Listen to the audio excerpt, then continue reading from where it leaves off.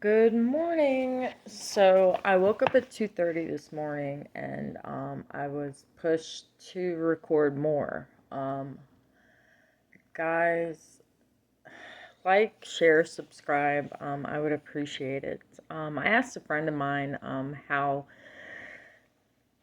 I could get more subscribers, and she told me to pray about it. So at 2:30 this morning, I went on my porch and I did a little bit of meditating and I prayed.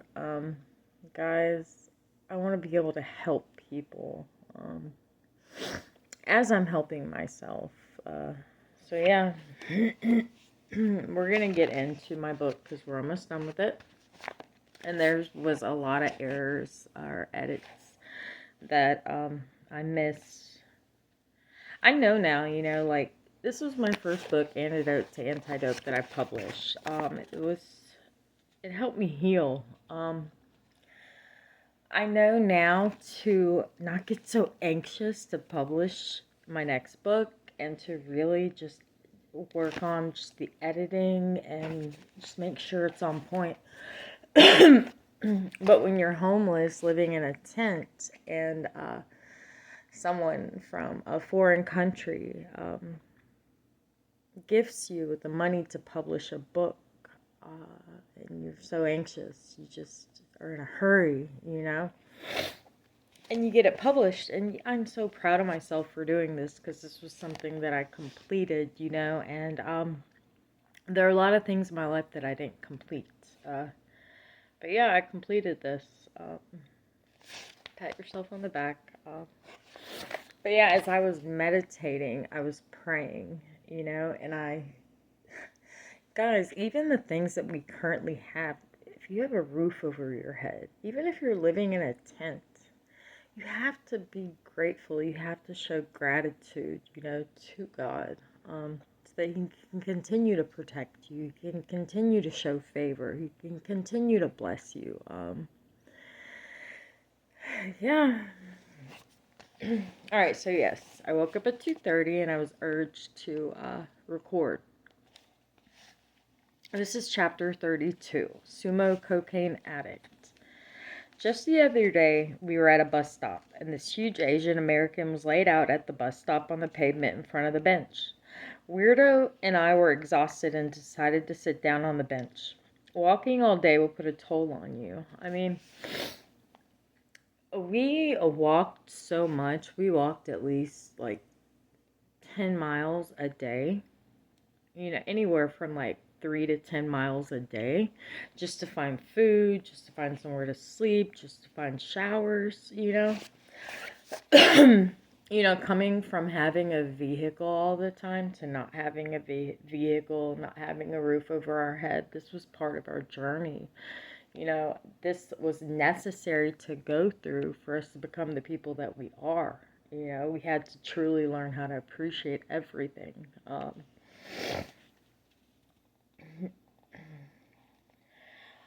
Walking all day will put a toll on you. This Asian dude was huge, and he reminded me of a sumo wrestler. But this dude grossed me the fuck out. He wouldn't stop sniffing and hacking up shit and spitting it not even a foot away from where we sat. The first thing he said to us, "Are you the police?" Sumo said to Weirdo, and Weirdo responded, "Nope." Sumo proceeded to pour a white substance out of a bag onto his wallet on the pavement right in front of us. Back in the day, I snorted some lines of cocaine, but never as much as Sumo was about to do right in front of us. I knew Weirdo and I thought about the same thing every time we looked over at each other. Weirdo, my partner, we complete each other.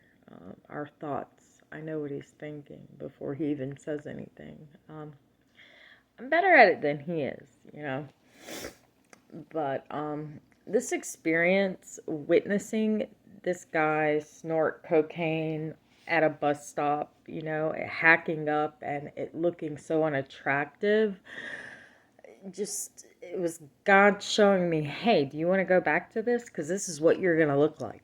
You know what I'm saying? This is how I looked at it. This is how I perceived it, And I was just like, no, no. And it was every day that we got to witness the situation, or these, for somebody that wasn't sober, this would have been a temptation, for somebody that wasn't trying to get clean. But I prayed for the man, and I was grateful for the sight to be able to witness this. It sucked that the man was struggling. But God needed me to see this for me to remember where I don't want to go back to, because I don't want to return to anything that destroyed me. So this was an eye-opener.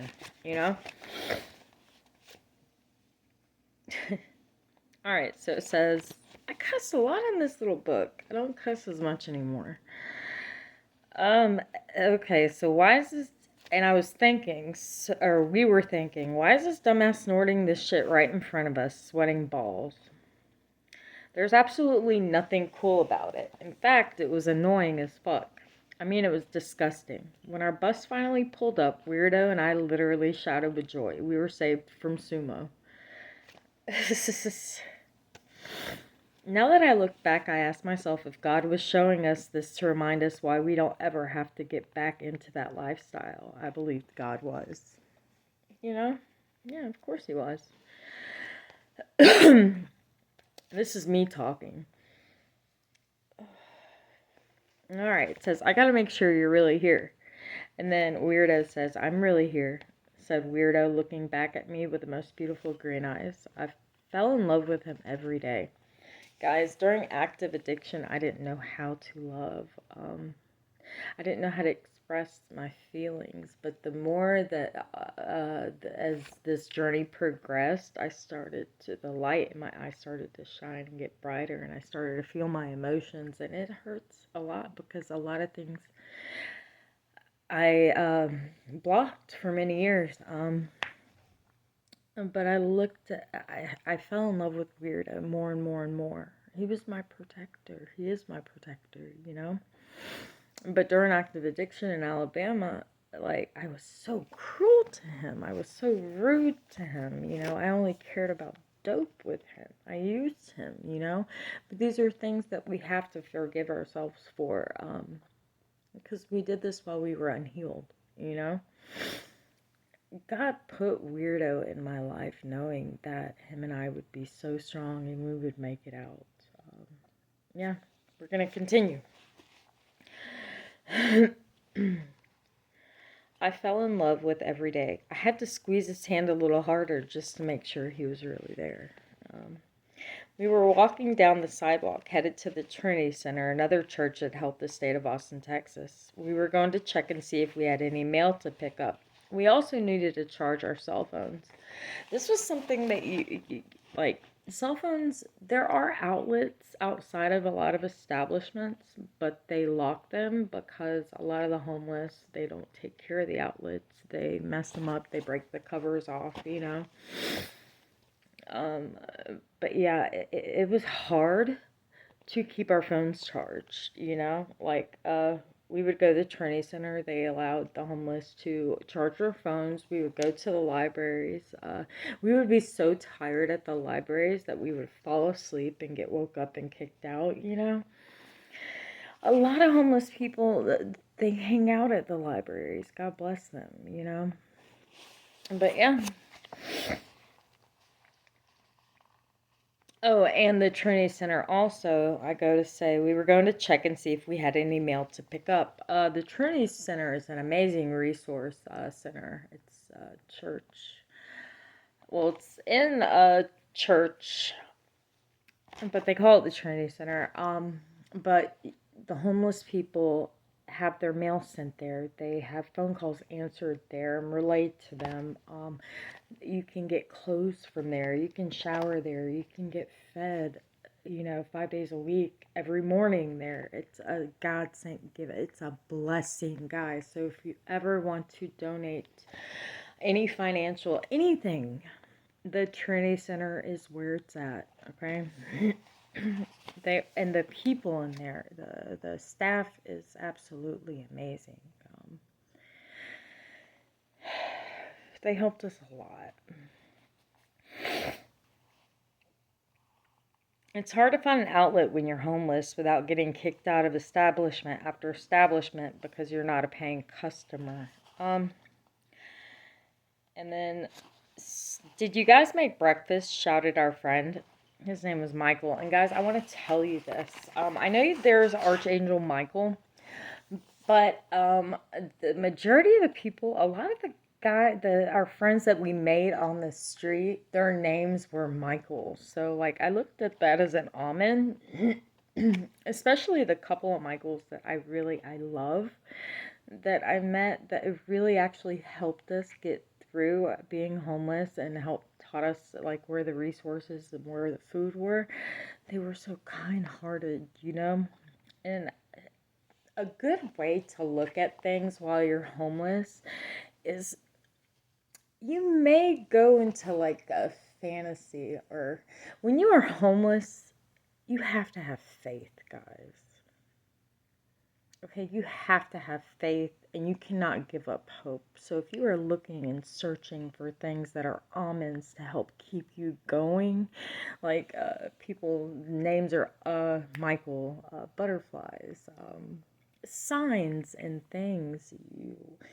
Guys, I counted airplanes and I prayed to God that God would get me in one of those airplanes one day and just get me around the world, things that, if I saw a flower growing out of a crack in a concrete sidewalk, I looked at it as if that flower grew regardless of the concrete that tried to hold it down, I looked at it as anything is possible. You just got to believe. You have to have faith.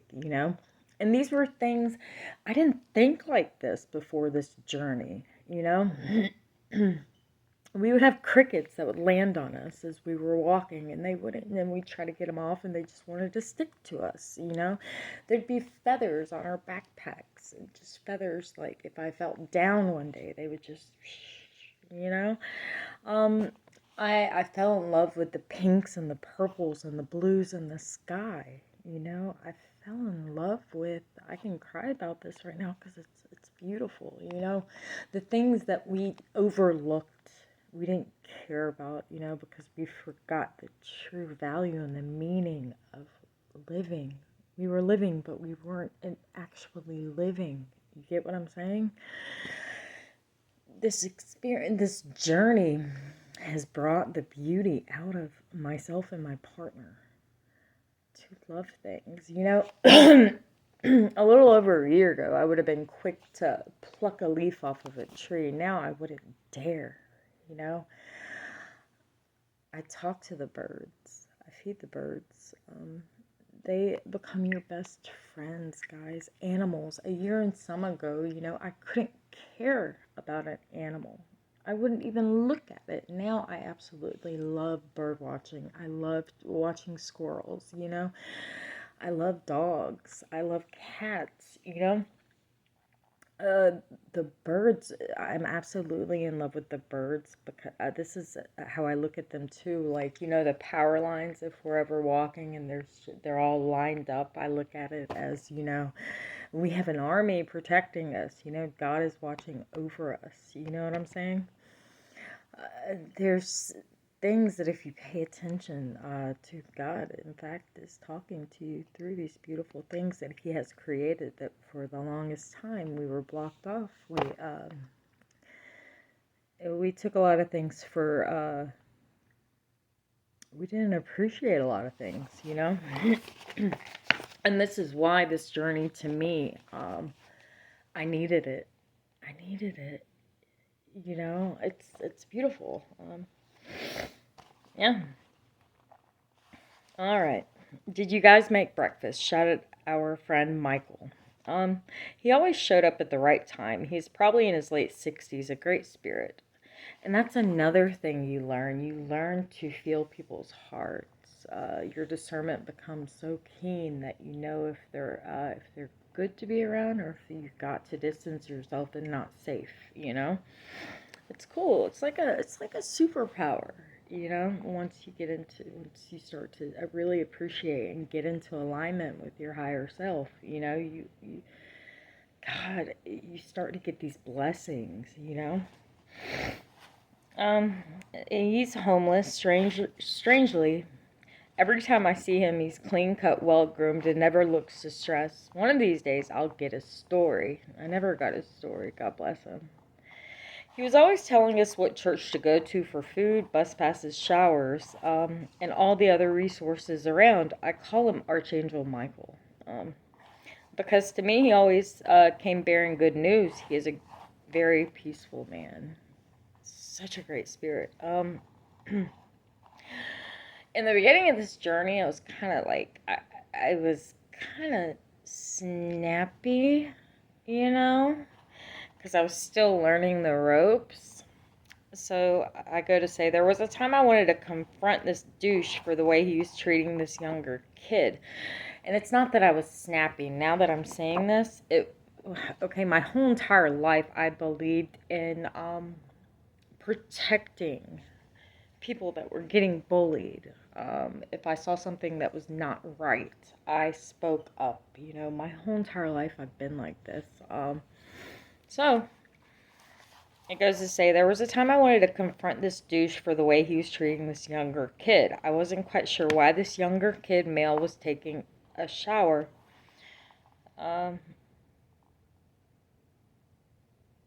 Yeah, there's a lot of stuff that's missing right here. Let me see. Alright. Oh yeah, this gets interesting. This young boy, he was probably about 18 years old. We would see him outside of the churches all the time, and I just felt I gravitated towards him. I wanted to talk to him. I wanted to get his story. I wanted to push him out of the streets, you know. But he had a lot more going on than he would let me know. He was very smart. He was really cocky, you know. But he was always. Let's read. There was a time I wanted to confront one guy on the way he was treating a younger kid. I was surprised to see he was taking a shower across from me in the women's bathroom, when only women were supposed to be in there. I felt extremely uncomfortable because he was done with his shower and walked out of the stall butt-ass naked. I was hiding behind my shower curtain, waiting patiently for him to leave. Y'all, this younger boy, if it was raining outside, he was always holding an umbrella for an older African American, or he was holding an umbrella for an older white man one time, you know, and to me it was, let's continue to read. But yeah, he just walked into the shower, the bathroom that I was in, and he literally got butt naked, got in the shower, and he was taking a shower in there. And to me, it just seemed like he didn't feel comfortable or safe taking showers in the men's part. So I was just like, okay, this is weird. I'm not gonna say anything. Whatever, you know. You know, there has to be a reason why. And it just hurt my heart, you know, because I'm the type of person, I'll analyze a situation, and I'm a protector. I want to protect people. I do, you know. Okay. Why wasn't this kid taking a shower in the men's bathroom? He must have feared something and felt safe in the women's restroom. About 2 days later, I saw this young boy walking down the street with this black guy, probably in his late 60s, holding an umbrella over the man's head. It was raining. The young boy's head wasn't covered, but the older man's head was covered. Not even a week before, the same young boy was tagging along with this old white male, probably in his early 70s. The old man would shout out to the kid and tell him to round him up a cigarette, and the boy would jump up quickly and do as he was told. And there's just been a very uneasy feeling about this entire situation. I felt like I bit my tongue long enough, so indirectly I was going to ask this black man why all the homeless men treated this young boy like garbage, like he was their bitch or slave. When I was about to question this guy on why he was mistreating this boy, Archangel Michael, our friend, appeared and cut in and said, "Excuse me, but did you make it to St. Vincent Church for lunch?" He butted in so quickly. And I knew he saved me from unnecessary conflict. I get to remember to pick my battles wisely because not all battles are my battles to fight. This it says are worth fighting. Guys, I'm gonna rephrase that because this battle was worth protecting this kid. You know, yeah. It's just so hard for me to sit back and watch something go on that I know my heart is not right. I pray for that boy every day. And guys, you know what? I seen this kid. I see him on occasion, like on the bus, and some days he looks great, other days he doesn't. And I gave him a hug, you know? Because when you're homeless and you start to meet people on the streets, they truly become your family, you know? And I'll tell you this, the homeless will help the homeless before a person that is housed with a job will help a homeless human being, you know? Like, the homeless truly take care of one another. And this is, I love this, you know, it's beautiful, you know?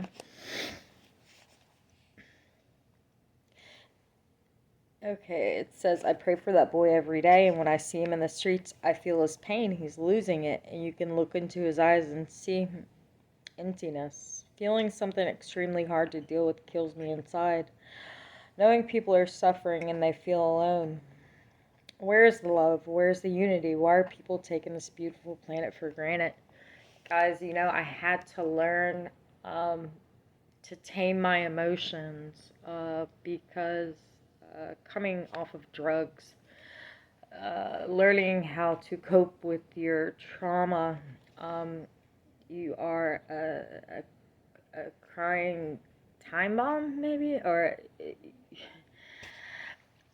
you tend to feel emotions and you cry a lot more because you haven't cried for so long, you know, but it feels so good to release. But these emotions that you feel, you have to learn how to control them because, and I had to learn this, it took me a few trial and errors. You can't help everyone, but the good thing about this is you can pray for everyone, you know? And you have to take care of yourself, your well-being, and your financial situation so that eventually one day you are able to make the difference that you wish to see in the world, you know, financially. Yeah. I looked at Weirdo, and that man's smile, my man's smile, was so big. I whispered Archangel Michael into Weirdo's ear. And Weirdo winked at me. There is hope and we are protected. Everything I ever dreamed of in a man, Weirdo was becoming. Since childhood. Since childhood, y'all. I had this envision what my Prince Charming would look like. And it took me getting clean and getting out here to learn to appreciate what I have, you know? And to truly fall in love with my man, you know?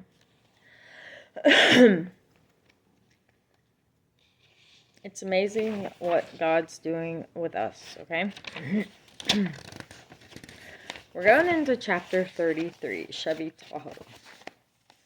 Thank you, God. Both Weirdo and I jumped for joy. Our Chevrolet Tahoe was still safely parked and not towed. We literally started laughing and couldn't stop grinning. God was taking care of us without a doubt. Just sitting in my Tahoe, yes, it was still broken, but just appreciating the fact that it's ours and we still have it.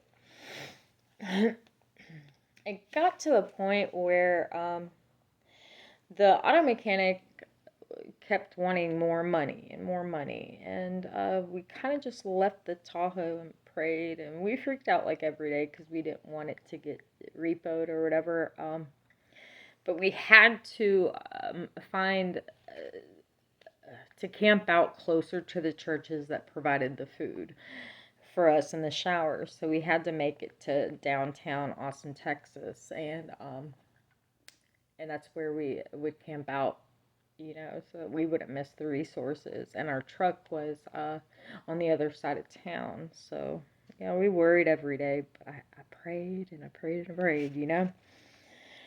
In the beginning, we slept in the back of my truck, but it was so hot and mosquitoes were so just everywhere. Plus, we wanted to get closer to the food, you know?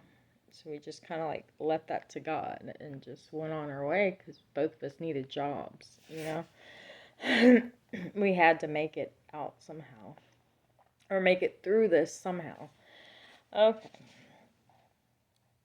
God has been listening to our cries and prayers. Weirdo and I checked on the Tahoe for an entire week because we knew there wasn't anything we could do financially.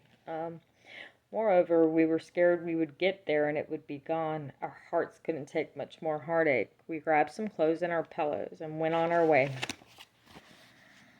Our truck has been parked behind a junkyard in Little, Texas, in South Congress, for the past 2 months. It is in a public parking lot, so every day we fear that the truck will be impounded and it will bring us further. It would be more expensive to get it, you know, outside of getting it fixed. Okay, and it'll bring us further down. It'll dig our holes deeper as far as finances. And it will be impossible for us to come up with the money to retrieve it from the impound. Or someone in the Austin, Texas, or wait.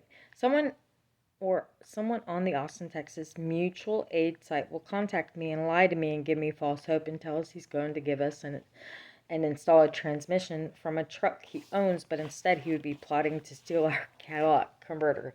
Yeah, this is what happened.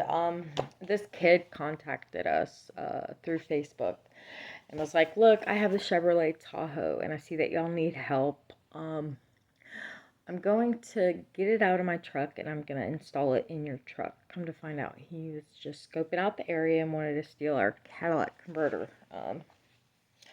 Yeah, the links people will go.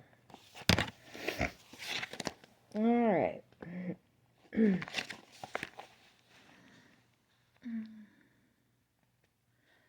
Okay. All we want to do is get our truck fixed, travel the rest of the world, find my mom, tell her I love her before she grows older and forgets me, and continue spreading sobriety and God. We want to see the world. We have been through hell and back and refuse to be chained down anymore. I want to give hope to everyone that's lost hope and needs a little nudge. It has become a regular thing that if I see somebody struggling, I must talk to them. I must speak to them. And while we were homeless, I was able to document a lot of people's stories because these people want to be heard just like I do. Okay? And I was trusted with their information, and I would document it and I would post it, you know, and this helped me to heal. And it helped me to continue to stay humble and to see, to appreciate the things that I have, even if it is like a blanket and a pillow, and, you know, a food and you know, at a food pantry, or, you know, I was grateful.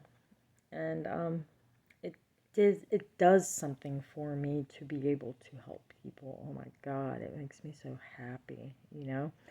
And I'll say this too. I had to be strong for everyone in the streets, y'all. This is who I am. I am a protector. I love everyone. So failure was not an option for me. I wanted to be the strong one to help people. We would walk around some homeless people, and just the sight of us would bring a smile to their faces. People got to know us and love us, you know, and we made their days just happier, you know. We brought the light to the darkness. Easier said, or you get what I'm saying? So yeah, I made it a point to be stronger, and it helped me get through it, you know. Okay, so gay pride in Austin, Texas is very, very, it's popular, which is cool. I gotta yawn. Okay, what's it like to live with two pussies? Okay, y'all, this was a beautiful transgender person at a show that we walked up on. And she was hosting it. And she was comical. She was funny, She was a comedian. So Robert and I, this was our first experience. And I'm gonna read more, but this is what she said. What's it like to live with two pussies? We heard from around the corner. We were grabbing some coffee and spending money that neither of us needed to spend. But guys, coffee became our best friend, especially when you're coming off dope. And yeah, caffeine, it helps you. We were grabbing some coffee and spending money that neither of us needed to spend, but we needed to treat ourselves every now and again, and you deserve to. We were both curious and eager to find out what the commotion was about. We stumbled across a drag queen show. Gigi Supernova was the host to this wedding gig they were having at the Sheraton Hotel, a really nice hotel. Her voice is the voice we heard, and it was so audible. Or it was so loud, we could hear it at the Starbucks. Personally, she was gorgeous. The perfect jet black bun, black and white leotard, and that drag queen could shake it better than most women I had seen. The gay men were danced. Okay, it's meant to say the gay men danced better than the women too, or but they were pretty cool. They were doing cartwheel splits, and all I could wonder was how their junk was doing, because to me they weren't supposed to physically be able to do such things without physically hurting themselves. I know that shit hurts. And then a drag queen goes to say, "Skinny bitches." The queen bee, the host, wouldn't quit shouting. This lifestyle was amazing. Or, to me, this lifestyle I was fascinated. I got the queen bee's autograph on the original notebook paper this book was journaled in, plus a few of the other autographs from some other drag queens. We told the queen bee about the journey we were on, and she literally got on her microphone and congratulated us on our sobriety and wished us luck to the entire audience. It was encouragement that we needed to hear. I was filled with a weird kind of joy, and I cried. I was emotional because, you know, they shared their love with us. It was a cry of joy, a feeling of accomplishment, a nudge to keep on going. Maxine walked out on the stage, and she was this voluptuous, beautiful woman. Well, man, and her theme went out to all the gentlemen. She sang, "You could jump on me and ride my ass. I don't care how you fuck me, just fuck me right and right now." She went on. I feel weird reading this now. "Need you to fuck me, your necrophilia, and I just died. You can fuck me in the Pakistan and hold my pussy up like the Taliban." Okay, y'all. I don't want to read that. But, I purged out a lot of my curse words. It purged out a lot of the goofy things.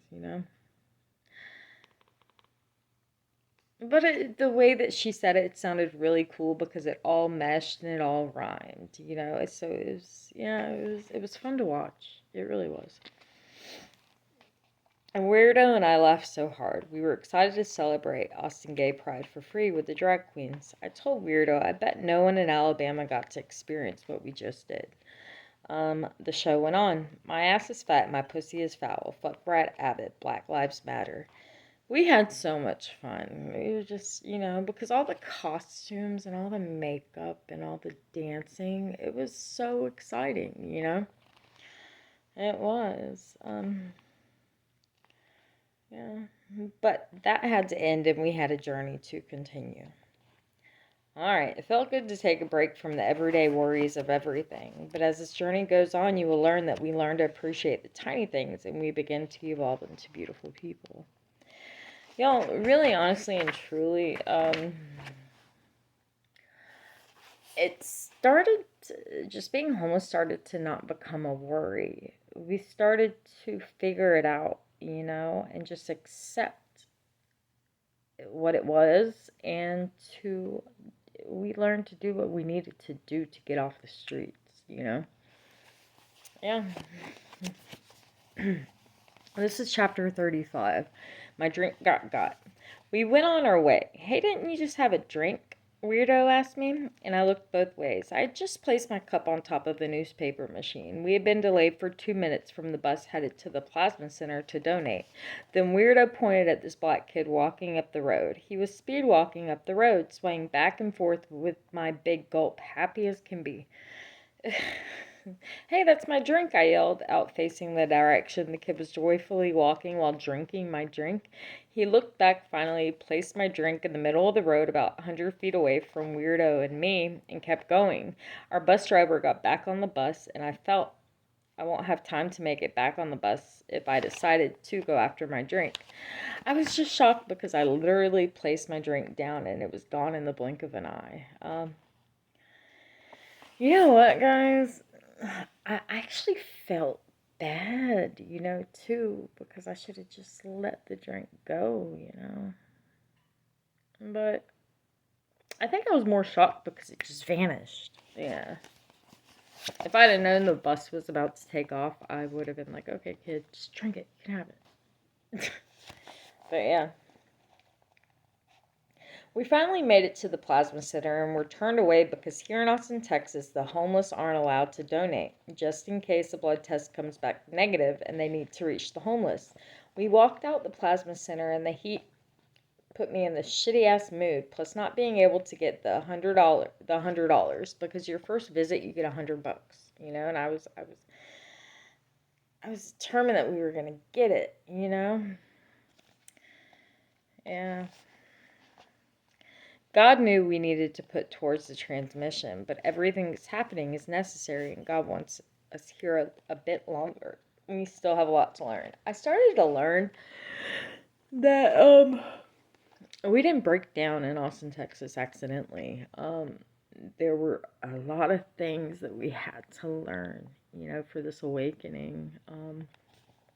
So yeah, for the longest time I did think, okay, we gotta find this odd job, that odd job, so that we can get this money up and we can get our transmission and get the hell out of Dodge, okay?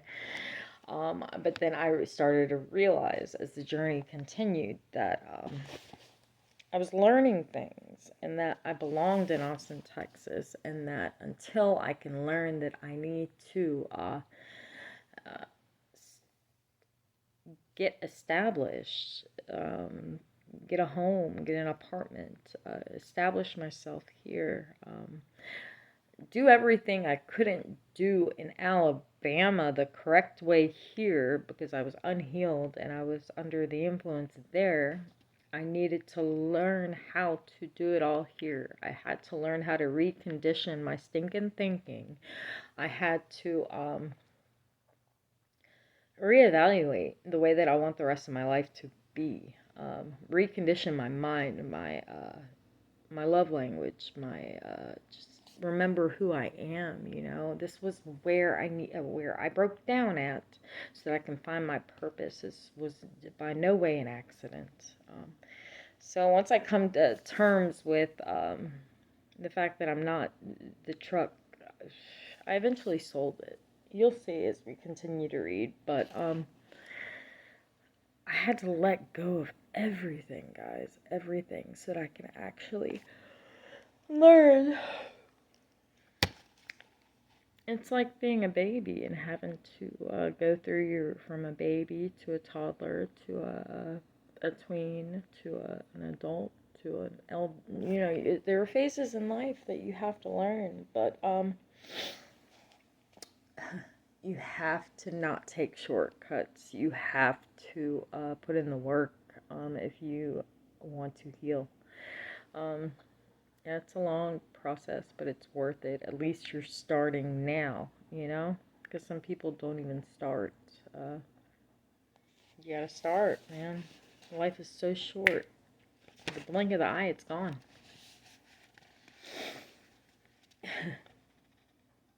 Okay. Yep, my punk ass took my anger out on Weirdo. He didn't deserve it, but being on the streets has put a toll on Weirdo and me. I later apologized to him. Yeah, I went off because I was so hot and I was thirsty and I was hungry and we got turned away from the plasma center.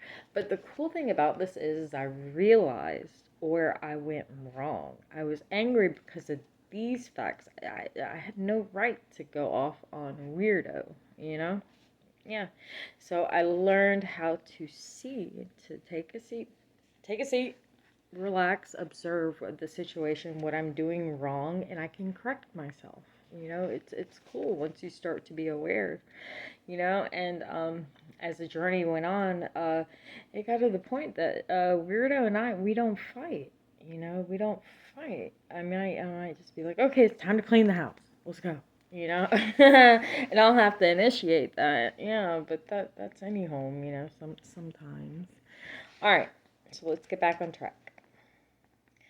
Okay, I later apologized to him. Weirdo and I started getting sleepy and found an unoccupied house. We decided to sleep in the driveway. We literally laid our sheet in the middle of the driveway so that everyone in the neighborhood could see we weren't trying to break into the residence. We were just trying to find somewhere safe to sleep. We didn't get but 2 hours of sleep. The neighbors across the street literally were fighting like cats and dogs. It reminded Weirdo and I how much we appreciate sobriety and how we don't miss fighting the way we used to. It reminded us so much of us back in Alabama. God was reminding us every day to keep doing good and to not backtrack because we didn't want to relive the lifestyles we were fortunate to witness every day while living on the streets. Okay, y'all. That needs to be rephrased. But like I said, God will show you things and other people remind you. It'll be a reminder of what you don't want to go back to. So, Weirdo and I got a couple hours of sleep. My partner and I did. In the driveway with our sheet. And then we heard all this bickering and yelling. And it came from right across the street. And it was a couple. And they were going at it. And you're never, God puts you in a certain situation or at a certain site or a place so that you can witness, you can see things, He's showing you. So to me, I took that as, do you really want to go back to that? Okay. No, I didn't.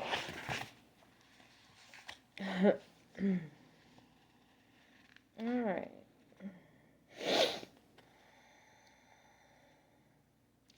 To not backtrack because we didn't want to relive the lifestyle we were for. Okay, let's go over here. We learned really fucking quick to stock up on mosquito spray. Otherwise, there would be no sleep in Austin, Texas. At least not on these streets.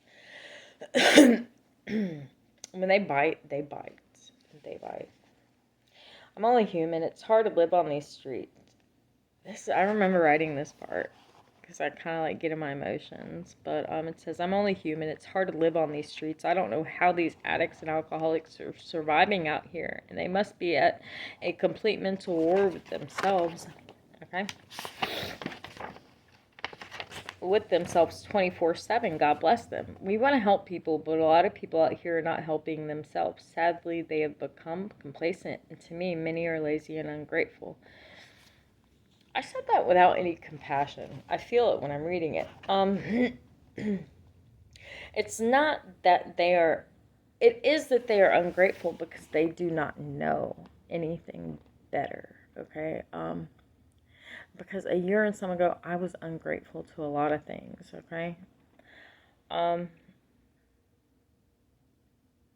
yeah, so this is a no judgment channel. We are all growing at different paces, different speeds. Yeah. But I go to say they choose this lifestyle. So a lot of people though too, like I'll ask them, I'll be like, so what are your plans? How long have you been out here? They'll say like 9 years off and on. This is what they know. This is what they've gotten accustomed to. This is their life, you know, and they don't see outside of what they've gotten accustomed to. And that, I think that's what got to me, because we all deserve a better life, you know? But yeah. I am starting to think God is giving us a second chance to right our wrongs, and it's your choice to continue going astray or grasp the opportunity and start living right. We made it back on the bus, headed back to Republic Square to figure out what bus to take to get to Sunrise Church. This was another church that helps out a lot. It's a good one to donate to, too. There were some honest people there. I was staring out through the bus window before it pulled off. I saw a black male, perhaps in his mid-40s, looking through this trash can and pulled out a Twisted lemonade can. For those of you that don't know, it's an alcoholic beverage, okay? It looked empty, but the man proceeded to sip out of the can. His arm was up, and he looked like a dinosaur pterodactyl because of the way he was holding his arms. Honestly, it looked as if he were drawing and the nerves in his arms were clenching up. Like he were drawing. Yeah, it looked like he was drawing and the nerves in his arms were clenching up. So, pterodactyl, you know how they, yeah. But I think what it was is he had a stroke. But yeah. Bless him, I muttered under my breath, and tears started falling from my eyes. This man grabbed out of a trash can a Twisted lemonade, an alcoholic beverage that somebody had already drank, right? He went to go drink it with his hand, his hand like this, went to go drink it, and there was probably nothing in it, God bless him, you know, but he was trying for whatever drop was in that can, and it broke me because I've been, not to that extent, but it sucked to see that, but this was another thing God needed me to see, okay?